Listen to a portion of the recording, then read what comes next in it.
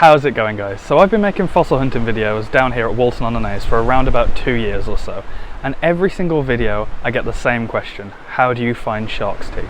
Hearing a lot of people's stories, it seems like people come down to Walton, give fossil hunting a go, and rarely ever come away with shark's teeth.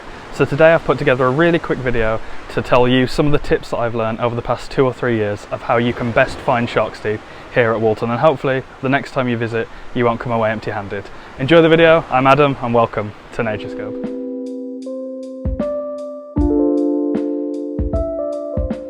So my first top tip is to check the tide times. Really, you want to be getting down on the beach an hour and a half, 2 hours after high tide.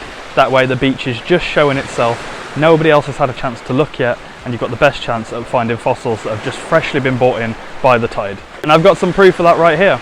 It's just after high tide now, it's about 2 hours after high tide. I've come down to the beach and the tide is just here, and I've been able to come down to this beach and follow the tide as it goes out, and it's paid off with a huge shark's tooth. If I'd have come 3-4 hours after at low tide, someone would have likely found that, especially given the size of it. And that brings me nicely to my second point: know what you're looking for.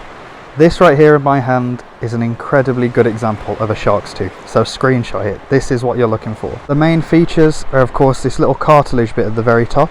You can see the bone starts down there, but this bit up here is cartilage. This is the bit that would have been actually inside the gum, and then the rest of it is the tooth. You can see either side of the cartilage bit there's 2 little nubs. These would have been used to grip onto prey a little bit easier.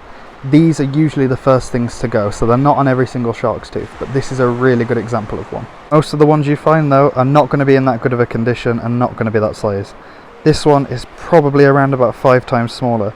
You can see the cartilage bit that would have been in the gum is nowhere near intact, and those 2 little nubs I pointed out aren't there. But still, I've managed to find a shark's tooth, and they are still really cool to find even if they're not in the best condition. This one's probably only the size of my thumbnail, and it can get even smaller than this. Even smaller, once again, this one's probably the size of half of my little fingernail, if that. You can see that the little nubs aren't there, they've gone, most of the cartilage is gone, but this is a shark's tooth.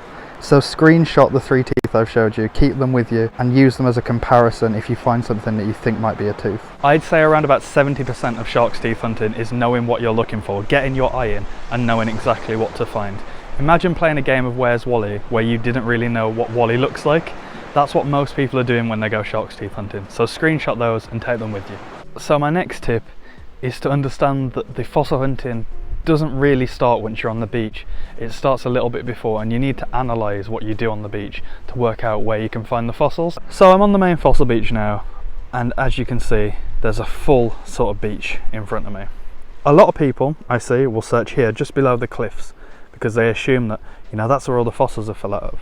And some people will walk along like I'm doing now and see if they can spot any shark's teeth, and you will find some doing both, doing the follow along method and searching on the strand line. But if you really want to guarantee the best chance of finding shark's teeth, what you need is these large spots of gravel. This is a perfect example. You can see some people have already dug through it, but there's so much more here to search through than there is up there. Now what you will have to do is you will have to sit on the floor, bring a towel if you're worried about getting a bit wet or a bit muddy, and literally sift through.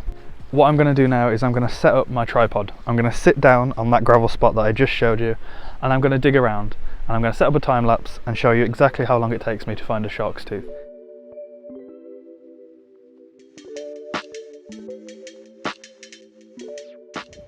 So I managed to find one.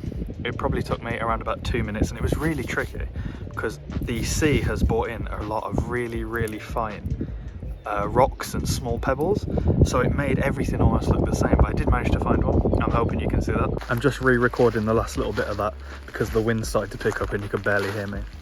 But I was sat down for around 2 minutes, and it wasn't the easiest gravel to sift through, but I managed to find one. It wasn't in the best condition, but that doesn't really matter. What I've proved is if you sit down, you get your hands in, you get a bit mucky, you will find them. There's plenty of shark's teeth on this beach, and you're definitely bound to find one if you just know what you're looking for. Sit down for a while and have some patience. Just as I finished filming that, I found another shark's tooth. I was just walking along, and this does prove that you can just find them walking along. I've lost it now.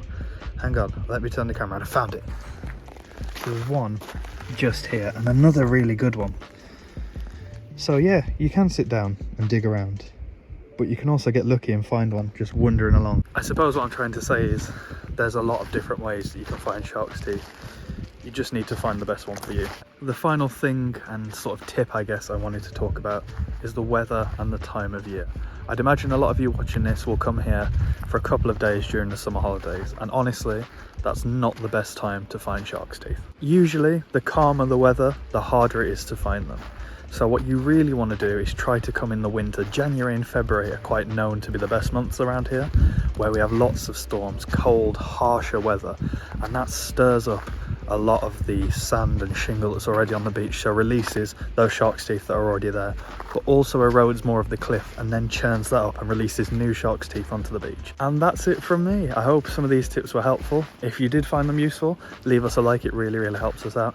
And if you happen to come down to Walton and use some of the tips that I shared in this video and manage to find a shark's tooth, let me know in the comments down below. And also, if you have any questions, perhaps there's something that you're burning to understand that I haven't answered in this one, then also leave a comment down below. Thanks so much again for watching, and I'll see you all next time. Cheers.